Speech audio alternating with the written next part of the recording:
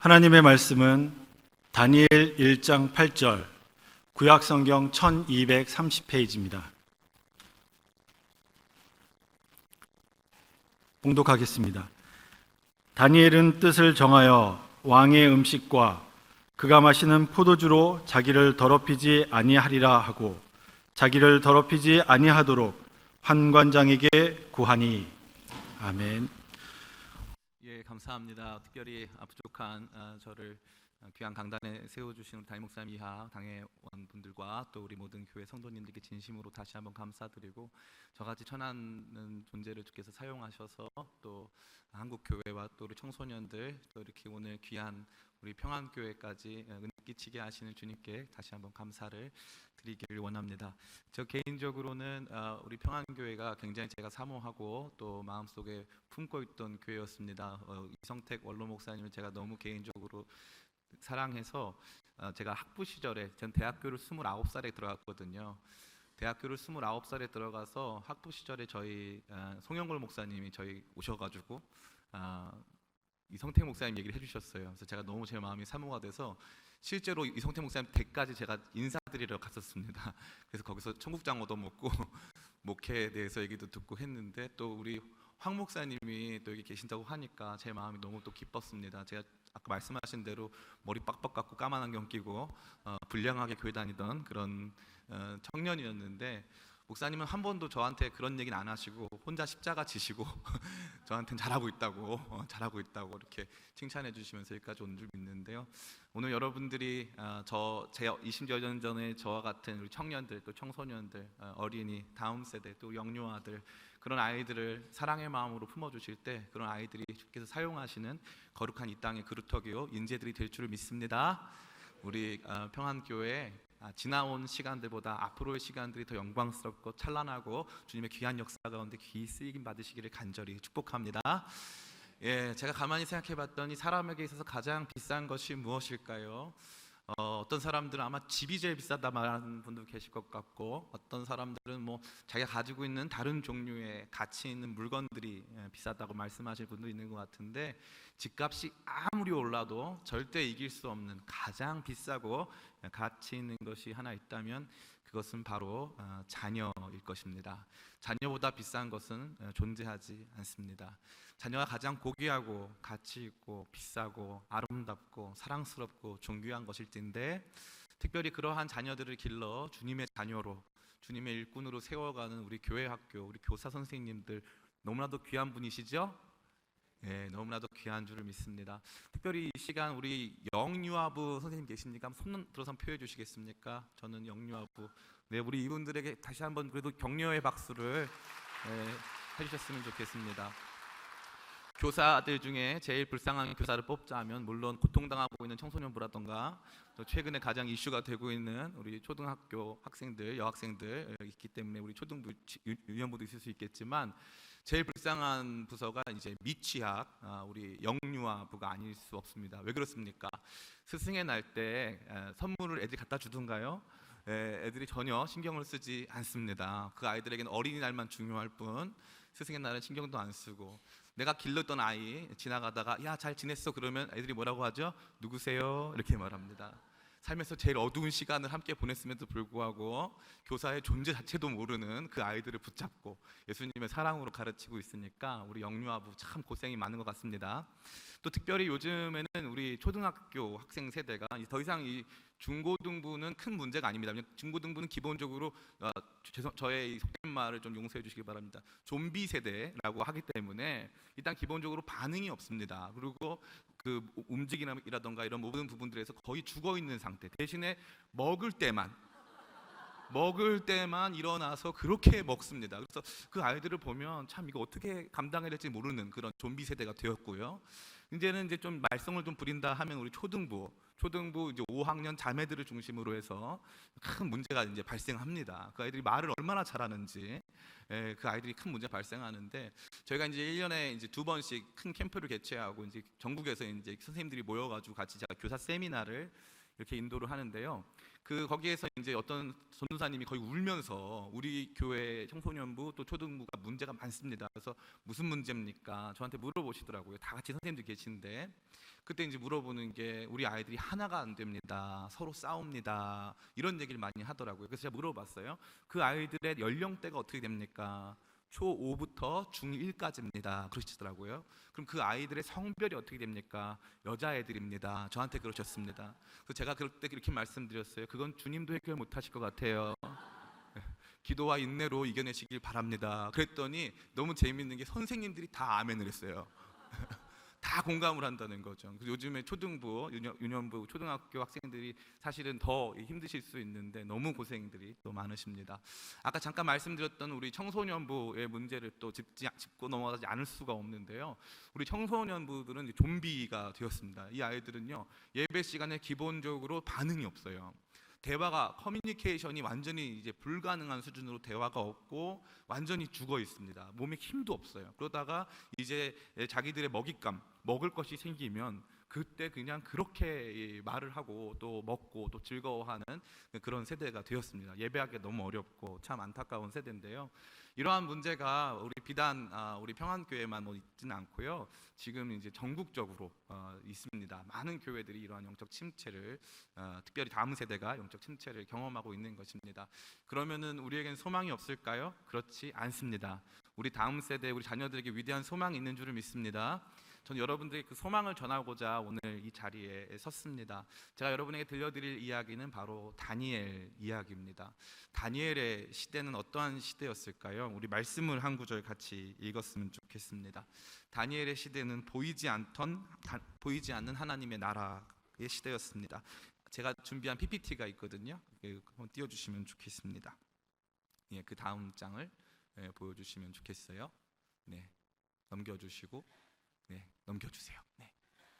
같이 말씀을 읽어봤으면 좋겠습니다. 시작. 유다 왕 여호와김이 다스린 지 3년이 되는 해에 바벨론 왕 느부갓네살이 예루살렘에 이르러 성을 에워쌌더니 주께서 유다 왕 여호야김과 하나님의 전 그릇 얼마를 그의 손에 넘기심에 그가 그것을 가지고 신날장 자기 신들의 신전에 가져다가 그 신들의 보물 창고에 두었더라. 왕이 환관장 같이 읽겠습니다. 왕이 환관장 아스부네스에게 말하여 이스라엘 자손 중에서 왕족과 귀족 몇 사람 곧 흠이 없고 용모가 아름다우며 모든 지혜를 통찰하며 지식에 통달하며 학문에 익숙하여 왕궁에 설만한 소년을 데려오게 하였고. 아멘. 다니엘이 태어난 이스라엘은 사실 눈에 보이는 하나님의 나라였습니다. 하나님의 성전이 있었고 성전 제사 제도가 존재했기 때문에 하나님께서 높임을 받으시고 그 하나님의 보좌에서 통치하신다라고 하는 거룩한 상징성이 충만하게 그 나라를 지배했었습니다. 그러나 605년 느부갓네살 왕의 1차 침공 이후에 성전 기물들이 전리품으로 빼앗겨져 오면서 이스라엘의 엘리트 청년들도 그 전리품들과 함께 빼앗겨져서 포로로 바벨론 땅에 끌려왔습니다. 다니엘서에서 등장하지 않는 것은 다니엘서에서는 일반 백성들의 일상 다반사의 이야기가 하나도 등장하지 않습니다. 다니엘서의 유일한 관심은 다니엘이 있는 바벨론 왕궁에서 무슨 일이 벌어지는가 하는 것만 관심이 있습니다. 바벨론 왕국은 하나님 나라를 대체하는 것처럼 보여졌습니다. 강력한 문명과 문화, 군사력, 강력한 통치력을 기반으로 해서 그 나라가 이제 하나님의 나라를 정복하고 하나님의 나라가 더 이상 보이지 않는 것 같은 상황 속에 놓여 있다는 것이지요. 2015년에 가장 최근에 인구 센서스, 인구 조사가 있었습니다. 대한민국 종교 관련 조사가 있었는데 기독교 신자의 숫자는 967만 명으로 집계가 되어서 2005년도보다 많은 증가세를 보여서 그래도 우리 교계에 많은 안도감을 주기도 하였습니다. 그런데 참 흥미로운 것이 있는데요. 전체 기독교 신자 비율은 인구 대비 20%에서 21% 정도를 차지합니다. 근데 감사하게도 영유아부터 해서 또 초등학생들, 또 청소년들까지는 대략 21%에서 23% 정도의 기독교 신자의 비율을 보여주고 있었으니까 다음 세대가 예수님 믿는 아이들이 많다라는 것을 보여주는 것이죠. 그런데 한 세대가 다른 전체 평균보다 훨씬 낮은 비율로 신앙을 갖고 있었습니다. 그것은 바로 20대 청년들이었습니다. 요즘 청년들, 청소년들 다음 세대의 문제가 뭐냐면 고등학교 졸업과 함께 교회를 졸업한다는 것입니다. 고등학교 졸업하고 나면 더 이상 교회를 다니지 않는다는 것이죠. 제가 부교육자 생활을 할 때 강남에 있는 교회에서 이제 고등부를 했는데요. 그때 참 흥미롭게도 수능 시즌이 되면은 이제 수능 기도회 때문에 고3 학생들의 명단이 올라옵니다. 저희 부서에 고3들이 있었는데 제가 받은 명단에는 제가 모르는 고3 학생들이 상당수 많이 포함되어 있었습니다. 뭐 그럴 수는 있고 또 얼마든지 저희가 그렇게 기도해 드릴 마음도 있었습니다. 그런데 많은 권사님들이 또 우리 많은 집사님들이 저한테 찾아오셔서 우리 손자, 우리 또 자녀가 이번에 좋은 대학, 이른바 스카이 대학에 합격하도록 기도해 달라는 요청을 너무너무 많이 하셨어요. 너무너무 많이. 제가 그 기도의 제목을 다 가지고 우리 교사실로 돌아와서 선생님들한테 같이 나눴습니다. 우리 고등부의 목표는 우리 학생들을 좋은 대학에 진학시키는 것이 아니고 우리 학생들을 청년부에 진학시키는 것입니다.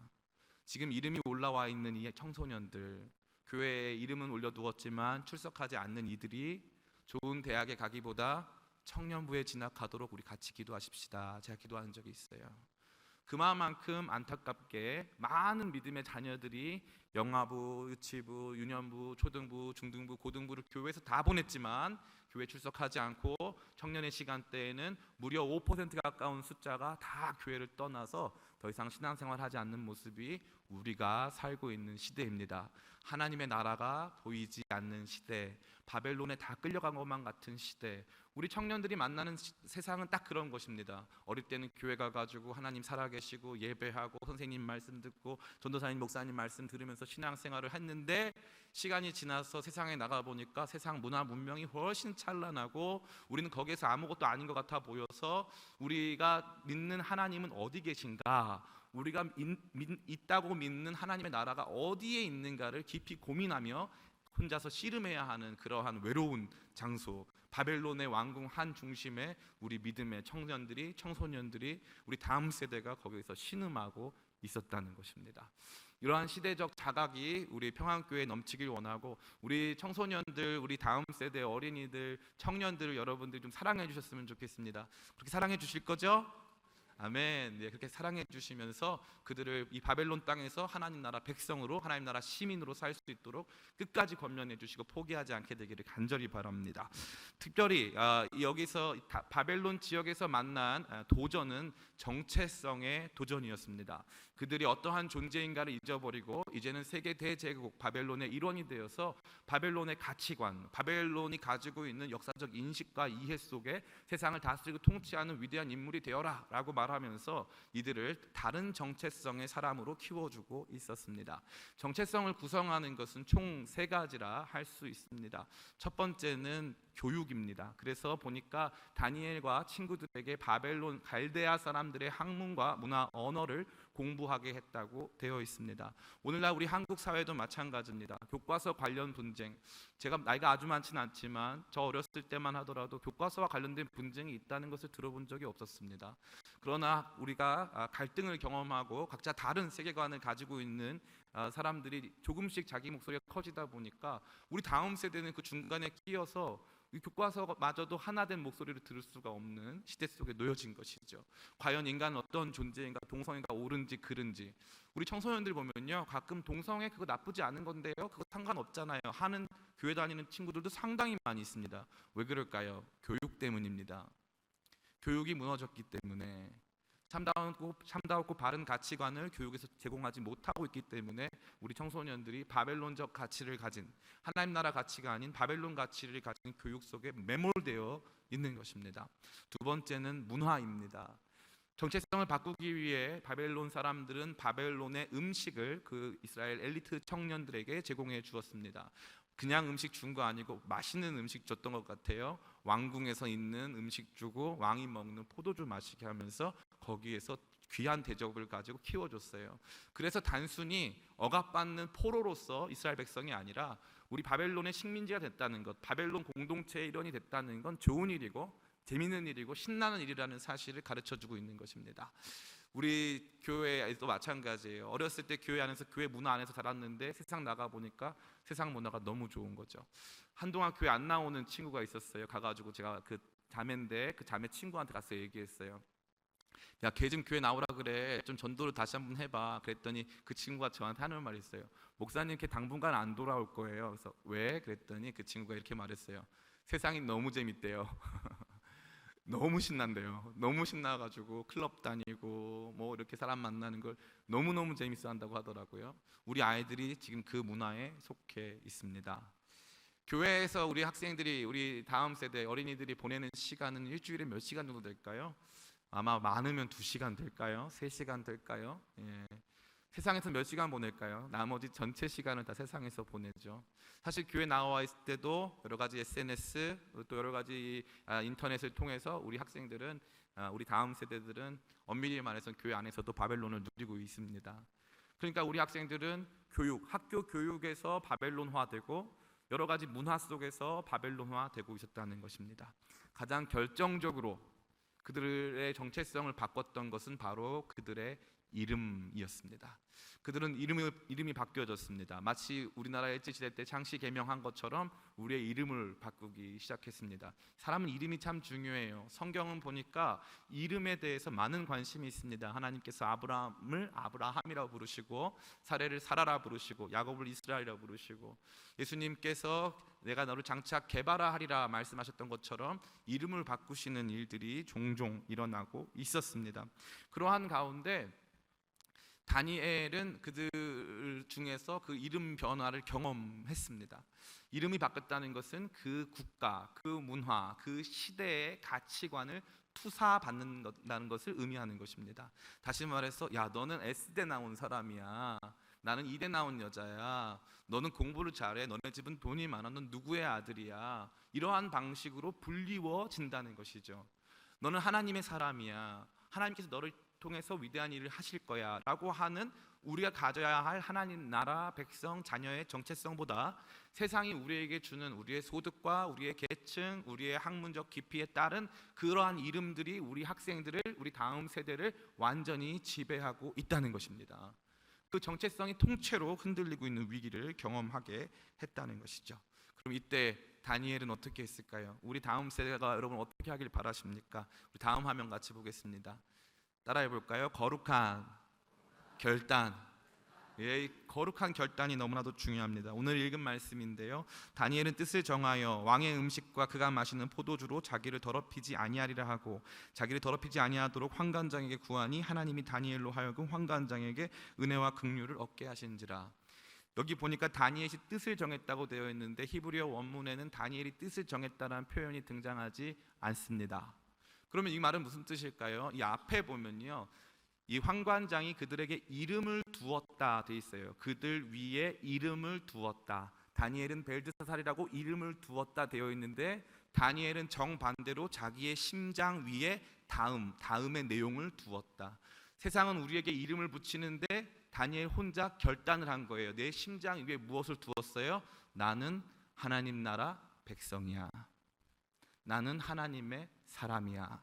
이런 거룩한 결단을 그들의 마음 가운데 주신 것입니다. 저는 우리 어린이 세대로부터, 우리 영유아부부터 해서 청소년부, 중고등부를 넘어선 청년 세대에 이르기까지 이러한 거룩한 결단과 선언이 너무나 중요하다고 생각합니다. 다니엘이 이 이후에 보게 되고 경험하고 또 여러 가지 감당하게 되는 위대한 삶의 출발은 이 작은 결단에서부터 시작되었다는 것을 잊지 않게 되길 간절히 축원합니다. 그래서 우리 어린 아이들에게도 물어봐야 돼요. 너는 어디에 속했니? 너는 어떤 사람이야? 네, 저는 하나님 자녀입니다. 저는 하나님께 속했어요. 하나님께서 주시는 가치관 속에 살겠습니다. 어릴 때부터 그러한 결단, 그러한 자기 선언이 우리 학생들, 우리 어린이들에게 있어야 한다는 것입니다. 이것을 물어보고 또 물어봐 주는 것이 너무나 중요한 것이죠. 저희가 캠프를 개최해요. 캠프를 개최하면 저희가 그 캠프를 개최하게 된 중요한 목적은 뭐냐면, 조금씩 한국교회가 약화되면서 미자립교회가 많아졌어요. 미자립교회가 많아지니까 무슨 문제가 발생하냐면, 작은 교회들이, 청소년부들이 수련회를 못 가요. 수련회를 못 가니까 어디 가면은 다 어떤 일이 발생하냐면 한 3,000명쯤, 왜냐하면 이제 그 수련회를 운영하는 단체도 경제적인 이익이 있어야 되니까 그 손익을 맞추기 위해서 한 3,000명쯤, 2,000명쯤 되는 수련회를 개최합니다. 그럼 그 가면요, 그 아이들은요, 그 2,000명 중에 4명, 2,000명 중에 6명, 뭐 이런 식으로 존재하는 거죠. 그럼 애들이 어떻게 하냐면 맨 뒤에 가가지고 고개를 푹 숙이고 누워서 아무것도 안 하다가 간식 먹을 때 간식 먹고 집에 갑니다. 그런 일 없도록 하려고 저희는 10명당 한 사람씩 훈련된 교사들을 배치하고 그 학생들과 같이 예배 드리고 거기서 그 아이들 말씀으로 가르치는 그런 일들을 하거든요. 제가 마지막 날 꼭 하는 게 있는데 그게 뭐냐면은 우리 청소년들 진짜 마음으로 결단해서 이제는 정말 예수 그리스도 앞에 우리 삶을 드리기를 원하는 청년들, 청소년들 있으면은 결단하고 자리에서 일어서라. 자리에서 일어선 친구들 중에 혹시 마음에 더 감동이 있는 친구들은 이 강단 위로 올라와라. 이렇게 요청을 합니다. 처음에는 이거 안 했어요. 그냥 너무 인위적인 것 같아서. 근데 재밌는 게 있어요. 이 결단을 한 친구들과 결단을 하지 않은 친구들과 삶과 신앙의 내용이 조금씩 다르다는 것입니다. 이 결단을 평생 한 번만 할까요? 아니요, 그렇지 않습니다. 또 하고 또 하고 또 하고 나 자신이 누구인가를 또 확인하고 또 확인하고 또 확인하고 살아간다는 것이죠. 어릴 적 저희 집은 굉장히 가난했습니다. 그래서 강북구 도봉구에 있는 이제 우리나라 최초의 영구임대 아파트에 살았죠. 영구임대 아파트에 살면서 제일 많이 받았던 유혹은 흡연에 대한 유혹이었습니다. 흡연에 대한 유혹을 받는데 제가 다른 부분에서는 이렇게 유혹에 잘 빠졌어요. 그런데 이 흡연에 대한 유혹을 딱 봤는데 저항감이 생기더라고요. 그 저항감이 왜 생겼냐면은 우리 어머니가 싫어하실 것 같아서, 우리 어머니가 싫어하실 것 같아서 그게 제일 컸어요. 하나님 생각 잘 안 났어요. 우리 어머니가 싫어하시겠다. 제 마음 한켠에는 늘 어머니 마음을 시원하게 해드리는 아들로 살고 싶다. 비록 그렇게 살진 못했지만 그런 아들로 살고 싶다라고 하는 마음이 있었습니다. 제가 누구에게 속했느냐? 저희 친구들에게 속했기 때문에 친구들 문화를 공유할 수 있지만 나는 그 친구들보다 더 중요한 우리 엄마가 있어. 그러니까 나 이거 못하겠어. 이 마음이 있었어요. 우리 청소년들이요, 그 유혹 하나 이겨내는 게 정말 어려운 일입니다. 왜냐하면 같은 공동체 문화권 안에 있는데 자기는 안 하겠다는 거잖아요. 그 결단을 한다는 건 굉장히 어려운 문제예요. 그런데 거기에서 제가 말할 수 있었던 것은 내가 어디에 속하여 있는가를 자기 자신이 선포했다는 것입니다. 사랑하는 우리 평안교회 성도 여러분, 여러분 마음 다해 축복하고 우리 평안교회 하나님께서 보내주신 영혼들을 마음 다해 축복하는 가운데 우리 아이들을 결단 있는 아이들로 키우기를 간절히 축원합니다. 넌 누구에게 속했니? 너는 하나님께 속했어. 우리 아이들의 이름을 불러주고 그 아이들을 자랑스러워하실 때 그 아이들이 사회적으로 이룬 업적이나 학교에서 이룬 여러 가지 성적의 탁월함 가지고 자랑하지 마시고 그 아이들을 향한 하나님의 뜻과 계획, 바벨론 땅에서 하나님 나라 백성으로 살아가야 하는 그 아이들의 삶의 무게들을 공감하시면서 그 아이들의 삶의 신앙적 가치를 향한 하나님께서 주시는 거룩한 정체성을 다시 한번 재확인해 주시는 저와 여러분 됐으면 너무나도 좋겠습니다. 두 번째는요, 이 포기하지 않는 도전입니다. 다음 화면 우리 같이 보겠습니다. 같이 읽어보겠습니다. 1장 12절부터 15절 시작. 청하오니 당신의 종들을 열흘 동안 시험하여 채식을 주어 먹게 하고 물을 주어 마시게 한 후에 당신 앞에서 우리의 얼굴과 왕의 음식을 먹는 소년들의 얼굴을 비교하여 보아서 당신이 보는 대로 종들에게 행하소서 하매 그가 그들의 말을 따라 열흘 동안 시험하더니 열흘 후에 그들의 얼굴이 더욱 아름답고 살이 더욱 윤택하여 왕의 음식을 먹는 다른 소년들보다 더 좋아 보인지라. 아멘. 다니엘은 1장 8절과 9절에 자기 자신을 왕이 먹는 음식과 포도주로 더럽히지 않기로 결단을 하였습니다. 그래서 그것을 환관장에게 구하였는데 이 환관장이라고 하는 상대적으로 굉장히 높은 지위에 있는 이 사람은 그러한 내용을 은혜 가운데 거절하였습니다. 다시 말해서 나는 하나님 백성이라고 강력하게 선포를 했는데요, 거절당한 것입니다. 거절당했어요, 다니엘이. 근데 가장 멋있는 건 뭘까요? 다니엘은 포기하지 않고 환관장이 자기들을 감독하게 한 사람을 다시 찾아갑니다. 다시 찾아가서 이제는 거래를 해요. 어떤 거래를 합니까? 한번 그럼 우리를 테스트해 봐달라고. 열흘 동안만 우리로 하여금 그 음식을 먹지 않고 채식을 주어 먹게 한 후에 우리의 상태를 체크해가지고 과연 어떠한지를 보고 우리가 원하는 대로 한번 해줬으면 좋겠다고 포기하지 않고 끝까지 다시 한번 도전하는 모습을 보여주고 있다는 것입니다. 신앙 여부를 떠나 오늘날 이 세대의 가장 큰 문제점이 무엇이냐 하면 바로 포기하는 것입니다. 쉽게 포기하고 안주하고 도전하기를 멈추는 모습이 우리 다음 세대, 청년, 청소년, 어린이 세대에 너무나도 많이 있습니다. 영국의 위대한 이 희곡 작가죠, 조지 버나드 쇼라고 하는 사람은 이런 얘기를 했어요. 나는 모든 일을 10번씩 해야 했다. 나는 꼭 9번씩 실패했기 때문에 꼭 10번씩 해야 내가 하려고 하는 일들이 끝이 났다. 이렇게 되어 있는 것입니다. 대학에 처음 들어갔을 때 29살 때 총신대학교를 들어갔어요. 총신대학교를 들어갔는데 머리는 굳어 있고 다른 친구들은 저보다 훨씬 공부도 잘하고 탁월했습니다. 그래가지고 제가 제일 많이 맞은 것은 F였습니다. 재수강, 재수강, 재수강. 정말 재수강이 제 삶의 생수의 강처럼 흐르기 시작했습니다. 재수강을 너무나 많이 해가지고 나중에 재밌는 게 제가 실력이 제일 좋아졌어요. 수업을 몇 번씩 들으니까. 그때 만난 은사 목사님이, 은사 교수님이 저한테 늘 하신 말씀이 있어요. 학교 성적에는 F 맞아도 되는데 하나님 앞에서 정직 시험은 A를 맞아야 한다. 절대 읽지 않은 책의 리포트는 쓰지 않는다. 남의 것을 컨닝하지 않는다. 네가 공부하고 네가 한 대로 해라. 뒤늦은 나이에 학교를 들어갔기에 제가 붙잡을 수 있었던 것은 그러한 이상, 그러한 가치, 그러한 철학들이었습니다. 영어로 된 시험들을 공부하는데요, 너무 어려웠어요. 근데 최선을 다해서 공부했고 또 했고 또 했고 또 했습니다. F 맞으면은 최소 B뿔은 맞아야지 하면서 다시 또 도전했고, 그나마 D 나온 것도 포기하지 않고 C뿔까지 맞아서 나름대로 위안을 삼기도 했습니다. 제가 그런 사람입니다. 그런데요, 전 저 자신에게 자랑스러운 것이 하나 있는데 저는 포기하지 않았다는 것이죠. 신앙 역시도 마찬가지입니다. 우리 아이들에게 꼭 얘기해 줘야 돼요. 포기하지 마. 포기하지 마. 믿음의 길을 걷는 일을 포기하지 마.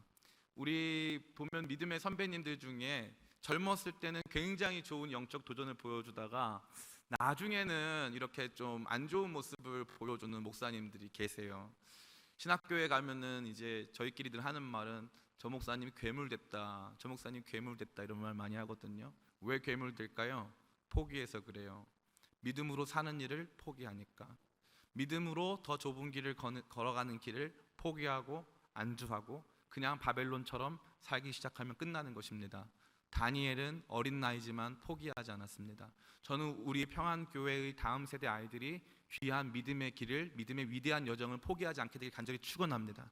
계속 이 믿음의 길을 걸어갈 수 있도록 용기 주세요. 우리 아이들이 한 주, 두 주 교회 빠졌다고 책망하지 마시고 격려해 주시길 바랍니다. 다시 한번 나와서 신앙생활을 할 수 있도록. 평생 교회 안 나오던 애들이 이상한 옷차림을, 제가 아까 우리 목사님 말씀하신 것처럼 머리 빡빡 깎고 이 선글라스 같은 안경 끼고 교회 오면은 집에 가서 옷 갈아입고 오라고 해야 돼요? 아니면은 괜찮다고 해야 돼요?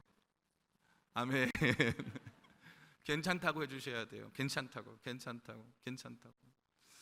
제가 이제 저희 단체를 운영하는데 저희 단체가 이제 연습실 같은 걸 했어요. 연습실 같은 걸 했는데 누가 예약을 했어요. 와서 연습하고 싶다고. 그래서 이제 저희가 이제 다 오픈해놨으니까 왔는데, 아니 왔더니 이분이 얼굴은 남자인데 옷이 여자인 거예요. 트랜스젠더인 거예요. 너무 큰 충격을 받았어요. 제가 이거 어떡하지? 우리는 예배팀 연습실인데 연습만 이렇게 하라고 한 건데 저런 사람이 올 줄은 몰랐잖아요. 하나님께서 저한테 그때 갑자기 그런 마음을 주시는 거예요. 사도행전에서 첫 번째로 구원받은 이방인이 누구냐 저한테 물어보시더라고요. 첫 번째로 구원받은 이방인, 에티오피아 넷이네요. 성경에서 이 넷이, 다시 말해서 이렇게 남성의 중요 성기가 없는 사람은 성전 안에 들어갈 수가 없습니다. 그런데 첫 번째 에티오피아 넷이, 물론 그것이 사회적이 됐건 무엇이 됐건 그 사람은 하나님 앞에 나아갈 수가 없는 사람이죠. 근데 빌립을 향해 하나님께서 그 넷의 존재를 말씀하시고 그를 구원하셨다는 것이죠. 저 개인적으로는 너무나 싫었는데 그를 향해서 하나님의 사랑으로 그를 환대해 주기 시작했어요. 저는 감히 믿습니다. 우리 아이들은 사랑 먹고 크는 줄 믿습니다. 사랑받고 이해받고 용서받고 포용받을 때 우리 학생들, 우리 아이들 안에 위대한 변화가 있는 줄을 믿습니다. 그래서 그 아이들로 하여금 끊임없이 이 믿음의 길 가는 것을 포기하지 않도록 여러분들 격려해 주시고 도전했으면 좋겠어요. 아마 여러분들 가운데 자녀들이 이제 신앙생활하기를 멈추신 분들도 계실 것 같아요. 그러나 여러분도 포기하지 마셨으면 좋겠고 여러분 자녀들에게도 끊임없이 격려하셔서 귀한 이 믿음의 여정 함께 걸어가게 되길 간절히 축복합니다. 제가 많은 분들을 봤는데요, 어떤 분들이 있냐면 사실 부모님 돌아가시고 다시 교회로 돌아오시는 분도 상당히 많이 있습니다. 포기하지 마세요. 하나님 살아계십니다. 하나님의 구원의 역사, 하나님은 구원에 능하신 분이십니다. 그래서 끝까지 우리 자신도 포기하면 안 되고 우리 다음 세대들도 믿음 버리지 말라고, 포기하지 말고 그 믿음의 길을 계속 걸어가라고 용기 주셔야 할 줄을 믿습니다. 이러한 다니엘을 도우시고자 하나님께서 주신 것이 하나 있는데요. 따라해 볼까요? 다니엘 공동체. 하나님께서 다니엘 공동체를 주셨습니다. 우리 같이 한번 읽어보겠으면 좋겠습니다. 앞에 화면 같이 읽어보겠습니다. 시작. 이에 다니엘이 자기 집으로 돌아가서 그 친구 하나냐와 미사엘과 아사랴에게 그 일을 알리고 하늘에 계신 하나님이 이 은밀한 일에 대하여 불쌍히 여기사 다니엘과 친구들이 바벨론의 다른 지혜자들과 함께 죽임을 당하지 않게 하시기를 그들로 하여금 구하게 하니라. 아멘. 다니엘, 이 위대한 믿음의 여정을 걸어가는 다니엘을 하나님께서 절대 혼자 두지 않으셨습니다. 우리 하나님께서는 여러분을 절대 혼자 두지 않으십니다. 그럼 우리 자녀들에게도 뭐가 필요할까요? 우리 자녀들에게도 공동체가 필요한 거예요. 많은 부모님들이 우리 아이들이 교회에 나오는 것만으로도 감사하다고 생각하시는 분들이 계신데 욕심을 조금 더 내셔야 될 것 같습니다. 교회에 그냥 나오면 안 되고 교회에서 공동체를 만나야 하는 것이죠. 교회에서 공동체가 너무나도 필요합니다. 그 공동체는 뭐냐 하면 인생의 절체절명의 위기를 만났을 때 함께 기도해주고 함께 눈물 뿌리고, 뒤에 보시면 알겠지만 이 불 속에라도 같이 들어갈 수 있는 귀한 믿음의 결사적 공동체가 있는 것이 매우 중요한 문제가 아닐 수 없다는 것입니다. 제가 아까 말씀드린 강남에 있는 그 교회에 처음에 중등부로 부임을 했습니다. 중등부로 딱 부임을 했는데요, 이 아이들이 교회는 강남에 있는데 집은 일산, 의정부, 시흥, 광명, 분당, 뭐 굉장히 전국 각지에서 모여들었습니다. 그러니까 서로가 서로를 모르고 주일날만 잠깐 보니까 인사도 안 하고 대화도 안 해요. 그래서 분명히 제가 알기로는 이 친구는 중3인데 중1짜리가 와서 야 라고 그러더라고요. 제가 미국에 온 줄 알았어요. 야, 나 저것 좀 줘. 그래서 중3짜리는 또 안 친하니까 그래 하면서 또 주더라고요. 제가 그 교회 부임하자마자 수련회를 개최했어요. 수련회를 개최해가지고 처음에 수련회 1박 2일 간다는 건 안 됩니다. 제가 다른 건 다 양보할 수 있는데 날짜도 양보하고 장소 다 양보하겠습니다. 그러나 수련회 2박 3일 가야 됩니다. 제가 우겨가지고 2박 3일을 갔어요. 그 수련회는 단학가 수련회였어요. 뭐든지 말할 때 뭐뭐 하겠습니다. 뭐뭐 하겠습니까? 뭐뭐 하겠습니다. 이렇게 단학가만 쓰고 하는 수련회였어요. 중1은 2등병, 중2는 1병, 중3은 상병 이렇게 해가지고 다 구성을 하고 각 소대별로 우리 다 소대장을 배치해가지고 거기에서 이제 같이 이렇게 경쟁하는 구도로 진행을 했습니다.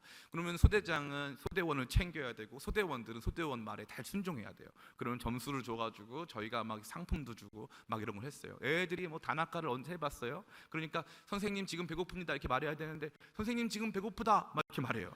단학가를 안 해봐가지고. 그래서 그렇게 말하는 게 아니야 그러면서 이제 또 가르치고 해가지고 막 아침에 일어나면은 전방을 향해 힘찬 함성 5초간 발사 막 이런 거 한 다음에 산에 막 구보 가고 막 애들이 막 힘들어 죽겠다고 막 그러는데 같이 막 공동체적으로 하다 보니까 끝나니까 참 재밌는 게 무슨 일이 발생하냐 하면 형 나 이것 좀 도와줘. 그래 내가 도와줄게. 이게 생기는 거예요.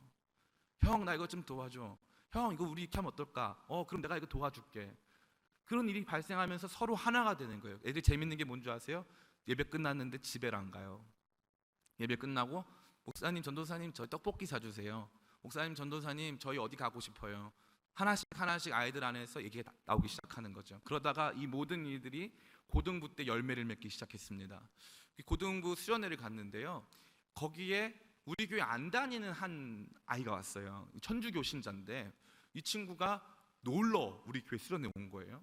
그래가지고 와가지고 이제 수련회에서 기도를 이렇게 하다가 그날 밤에 이 친구가 혼자 성령 충만을 받은 거예요. 그래서 우리가 어떻게 했냐면은 한 50명 올라갔는데, 고등부만 50명 올라갔는데, 그러면 이렇게 하자. 얘가 지금 은혜를 받고 있으니 우리 여기 본당 폐쇄, 여기는 기도실로만 쓴다. 간식 먹고 놀고 싶은 사람들은 알아서 보고하고 놀아라. 해가지고 이제 다 놀라고 하고 기도하고 싶은 사람만 다시 이 본당에 올라오라 그랬어요. 애들이 밤 11시에 끝나고 간식 먹고 12시부터 한 사람 이 친구는 계속 기도하고 한 사람씩 올라오기 시작했는데 나중에 50명이 다 올라왔어요. 다 올라와서 새벽 2시, 3시까지 원래는 게임해야 되는데 게임하고 사고 쳐야 되는데 사고 하나도 안 치고 새벽 3시까지 기도하다가 내려갔습니다. 그런데 변화가 일어났어요. 어떤 변화가 일어났냐면은 전도사님 저희 끝나고 점심 먹고 교회에서 점심 먹고 기도해도 돼요? 그럼 대신에 딴 데서 기도하면 안 되고 교회 기도실에서 지정된 기도실에서 기도해야 된다. 애들이 기도하겠대요. 처음에 7명이 모였습니다. 나중에 이제 겨울 수련회였기 때문에 3월, 4월이 지나면서 기도회가 부흥하는데 처음에 7명, 13명, 15명, 20명, 30명, 35명까지 부흥하는 거예요. 교회에 50명 나오는데 35명이 와서 기도를 하는 거예요. 근데 여름이 다가왔잖아요. 거기 1번 기도방 권사님들 기도하시는 방이었는데 에어컨이 없어요. 아이들이 정식으로 당회에 요청을 했어요. 요청서. 1번 기도방에 에어컨이 없어 기도 모임 시 상당히 불편함. 그래서 요청서를 당회에 올렸어요. 당회가 에어컨 달아줬을까요? 안 달아줬을까요? 달아줬죠. 그래서 그 에어컨은 애들이 달아준 거예요. 애들이 거기서 에어컨 달아서 35명, 40명 같이 거기서 매주마다 예배를 드리는 거죠. 뭐 때문에 가능했을까요? 기도 때문에요. 예, 기도도 맞지만 사실은 공동체 때문에 가능했어요. 자기 삶의 이야기를 열어놓고 얘기할 수 있는 공동체. 우리 아이들은요 절대 혼자 클 수가 없어요. 인간은 절대 혼자 클 수가 없습니다. 하다못해 위대한 믿음의 사람 다니엘에게도 하나님께서 그 친구들을 붙여주셨어요. 힘든 시간에 나를 위해서 기도해줘. 내가 죽지 않도록, 너희가 죽지 않도록, 우리가 죽지 않도록 같이 기도하자. 이 기도를 좀 도와줘. 우리 같이 이 우상에게 절하지 말자. 믿음의 결단을 할 수 있는 귀한 공동체가 있어야 하는데, 저는 우리 평안교회의 다음 세대가, 평안교회 교회학교가 이러한 거룩하고 복된 공동체로 넘쳐가게 간절히 축원합니다. 이 공동체가 넘쳐야 돼요. 그러면 제가 요 얘기만 드리고 좀 말씀을 마쳤으면 좋겠습니다. 그러면 우리 다음 세대는 어떻게 공동체가 될까요? 한국말에 아주 멋있는 말이 있어요. 식구라는 말이에요. 식구는 먹을 식자에 입구자입니다.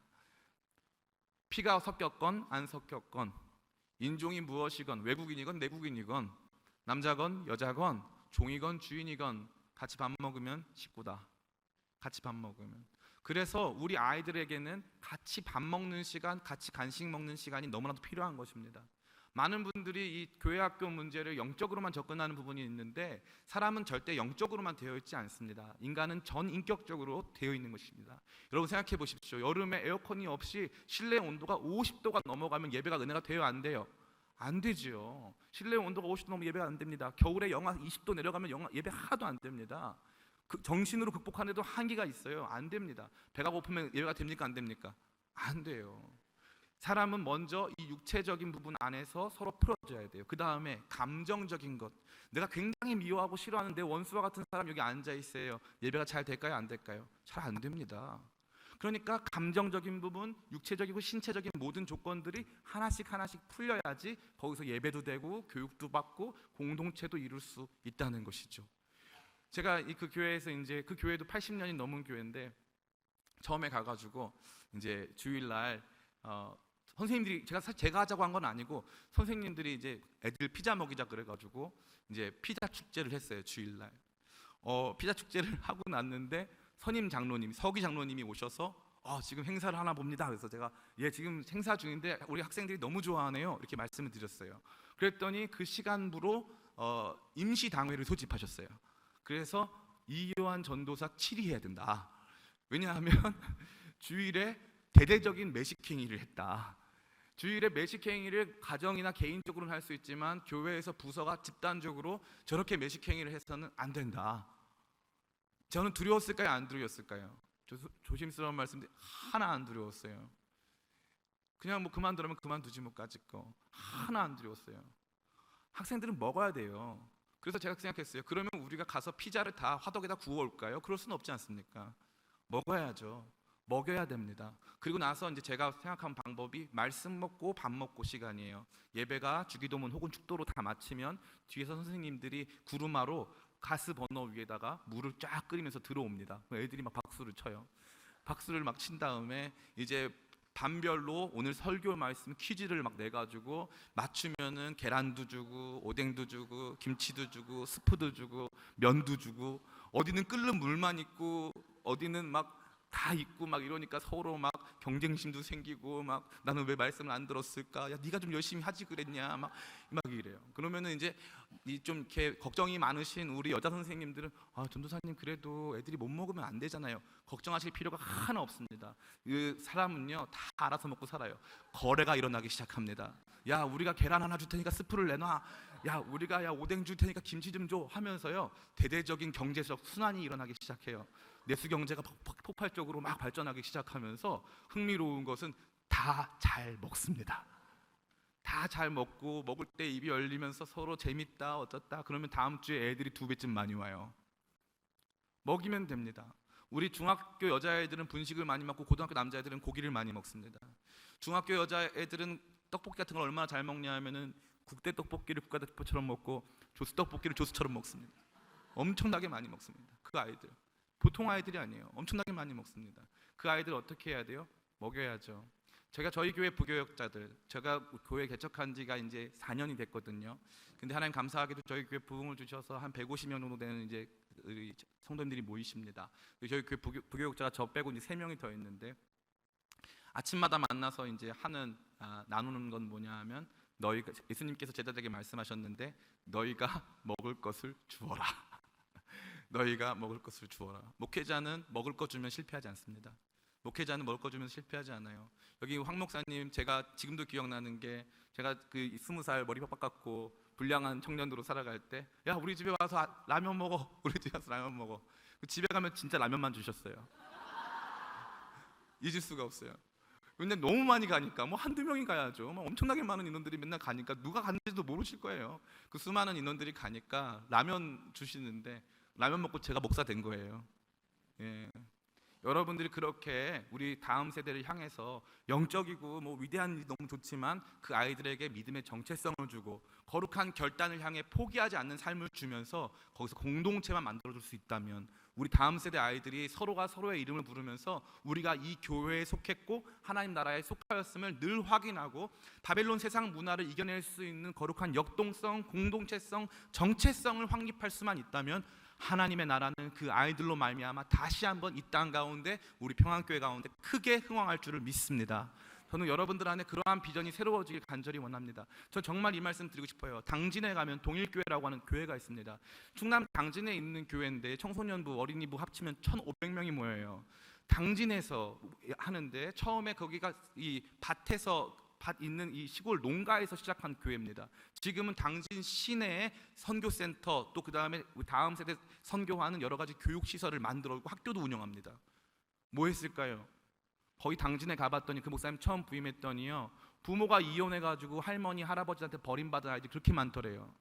그 아이들 데려다 놓고 밥 먹이고 가르치고 같이 예배 드렸더니 그렇게 인원이 많아진 거예요.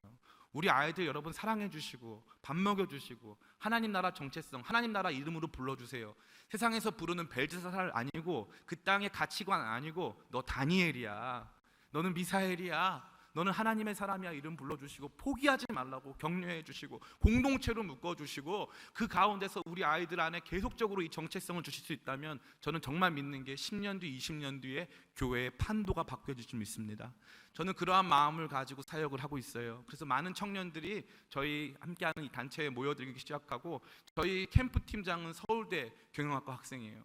서울대 경영학과만 다니는 게 아니고 이 학생은 서울대 경영학과 탑이에요. 탑 중에 탑. 부팀장은 연세대 경영학과 탑 중에 탑. 이런 아이들이 왜 왔을까요? 이 아이들이 목말라서 온 거예요. 교회를 다니고 신앙생활을 하고 싶은데 자기들을 품어줄 만한 교회가 없는 거예요. 그래서 함께 우리가 공동체 세우고 함께 만들어 가는데 너무 기쁘고 즐겁게 그 일들을 감당하고 있습니다. 저는 우리 평안교회에도 이러한 위대한 역사가 넘칠 줄을 믿습니다. 우리의 다음 세대들이 바벨론에 투항하지 않고 바벨론 사람으로 살지 않고 나는 여기 살지만 하나님 나라 백성이야. 그래서 다니엘 1장에 보면요 다니엘은 고레스 왕 때까지 있더라 이렇게 되어 있어요. 그 말은 뭔지 아세요? 다른 왕들은 다 죽었는데 다니엘은 끝까지 가더라 이거죠. 다니엘은 영원합니다. 아멘. 우리 다니엘은 하나님 앞에서 쓰임 받으면서 영원히 빛나는 별과 같이 되는 줄을 믿습니다. 우리 평안교회 다음 세대 영아부부터 청소년부까지 다니엘과 같이 빛나는 삶이 되시기를, 거룩한 정체성, 공동체성, 포기하지 않는 결단을 가지고 살게 되는 귀한 역사 있기를, 그렇게 힘쓰시는 우리 교사 선생님들 다 되시기를 예수님의 이름으로 축원합니다. 예, 제가 기도하겠습니다. 아버지, 참 천하고 부족한 종을 귀한 강단에 세워주시고 우리 귀한 은사 목사님 목회하시는 교회에서 종에게 주신 은혜들과 또 지나온 시간들을 함께 나누게 하시니 참 감사합니다. 시대가 많이 어렵습니다. 우리 아이들 바벨론에 사는 것만 같습니다. 그러나 그럼에도 불구하고 하나님의 나라가 없는 것 같은 그 시간에도 하나님의 나라는 건재하였습니다. 하나님의 나라에 속했다고 믿는 다니엘과 같은 믿음의 사람들 안에 하나님의 나라는 영원히 쇠하지 않고 건재한 줄을 믿사오니 아버지 하나님, 우리 평안교회 다음 세대 아이들이 거룩한 정체성과 결단력, 거룩한 공동체성으로 늘 회복되어 하나님 나라 거룩한 사람들로, 별과 같이 빛나는 사람들로 아름답게 세워지게 도와주시옵소서. 이 일을 위해 수고하는 우리 교사 선생님들이 계십니다. 참 많은 시간 수고하고 힘쓰고 애써도 보람 없고 아픈 날들이 참 많은데 주님 간절히 비옵기는 보람 허락하여 주시옵소서. 나를 닮은 귀한 믿음의 사람들 한 사람 한 사람 자라나서 다음 세대가 풍성하게 이 땅 가운데 자리 잡는 귀한 일들을 함께 목도하여 주님께 영광 올려드리게 도와주시옵고, 서울 도심 한복판에 우리 평안교회의 거룩한 부흥이 한국교회의 거룩한 소망되도록 역사하여 주시옵소서. 감사와 찬양과 영광을 올려드리옵고 예수님의 이름으로 기도드립니다.